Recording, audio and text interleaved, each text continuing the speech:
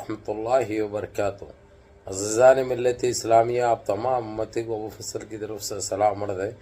گھر میں بڑی پردہ نشین عزت دار ماں اور بہنوں کو ابو فصل کی طرف سے سلام مرد ہے۔ بہرحال بہر کے اللہ سے امید ہے آپ لوگ خیریت سے ہوں گے، اللہ کی فضل میں ہوں گے۔ ان ملنوں کی ملامت سے، ان فرقہ پرستوں کی فرقہ پرستی سے، ان درندوں کی درندگی سے، ان مابلنچنوں کی مابلنچنگ سے، ان بلدکاروں کی بلدکاری سے، ان دہشت گردوں کی دہشت گردی سے محفوظ ہوں گے۔ اللہ آپ لوگوں کو اپنے حفظ و امان میں رکھے، اللہ اپنی حفاظت میں رکھے، اللہ ہر آبا سے ہر شر سے محفوظ رکھے۔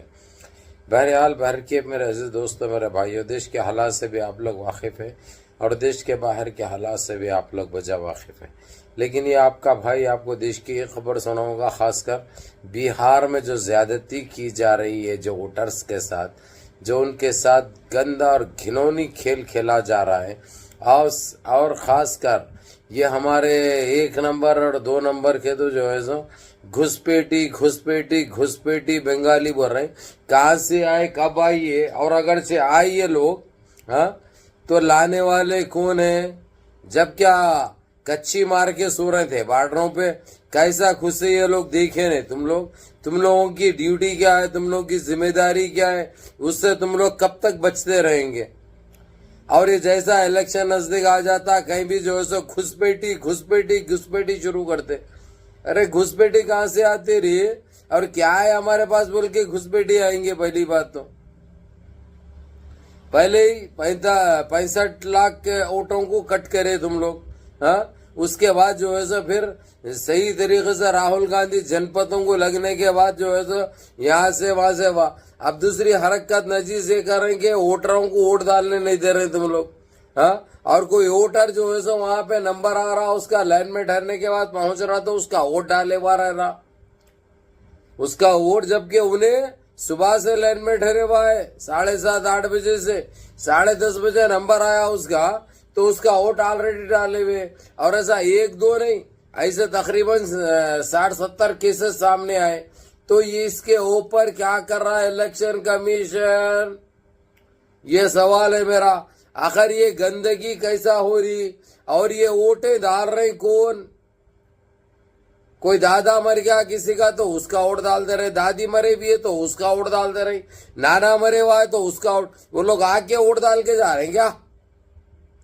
وہ لوگ آ کے غیبانی ووٹ ڈال کے جا رہے ہیں ویسا دکھ رہا۔ ارے کتنی گندگی کرو گے تم لوگ؟ آخر کیا ثابت کرنا چاہ رہے ہیں؟ اور جو ووٹ ڈالنے کے لیے لوگ جا رہے ہیں، ان کا ووٹ ڈالے ہوا ہے، 3 گھنٹے 4 گھنٹے لائن میں ٹھہرنے کے بعد، سامنے جانے کے بعد معلوم ہو رہا کہ ان کا ووٹ استعمال ہو چکا ہے۔ اب اس کے اوپر الیکشن کمیشن کو بولے تو الیکشن کمیشن جو ہے سو اپنے پلہ جھاڑنے کی اس میں فراق میں ہے، یعنی اتنی گندگی پھیلائی جا رہی ہے جس کا کوئی حساب کتاب لینے والا نہیں ہے، نہ کوئی اندازہ ہے۔ آخر یہ ہو رہا تو کیوں ہو رہا، اور ہوگا تو کب تک ہوگا، اور اس کے ذمہ دار کون ہیں، اور کون کون ملے ہوئے ہیں؟ پہلے تو یہ جاننا بہت ضروری ہوگا، یہ گندگی پھیلانے اور کرنے والے کون ہیں آخر، اور یہ گندگی کو نظر انداز کرنے والے کون ہیں آخر؟ اس چیز کا پتہ بالکل چلنا چاہیے۔ اس کے لیے آپ لوگ سپریم کورٹ کا دروازہ کھٹکھٹا سکتے ہیں، کیونکہ انصاف تو الیکشن کمیشن کے پاس بھی نہیں ہوگا۔ کیا کریں گے انصاف وہ لوگ؟ اگرچہ وہ لوگ ایمانداری سے کام کرتے تو یہ حالت کبھی نہیں ہونی تھی جو حالات ابھی ہوئی ہیں۔ بہرحال میرے عزیز دوستوں، میرے بھائیوں، میری ماں اور بہنوں، انہوں جتنی گندگی پھیلانا ہے پھیلا رہے ہیں، اس میں ان کو روکنا بہت ضروری ہے۔ اس لیے آپ لوگ منظم ہو جائیے، متحد ہو جائیے، اپنی صفوں میں اتحاد بنائیے تاکہ یہ گندگی کو روکا جا سکے، ایک صاف ستھرا الیکشن ہو سکے ہمارے پاس، اور اپنی پبلک اس کے چہتے نیتا کو جو لا سکے تاکہ ان لوگوں کی بہتری ہو سکے۔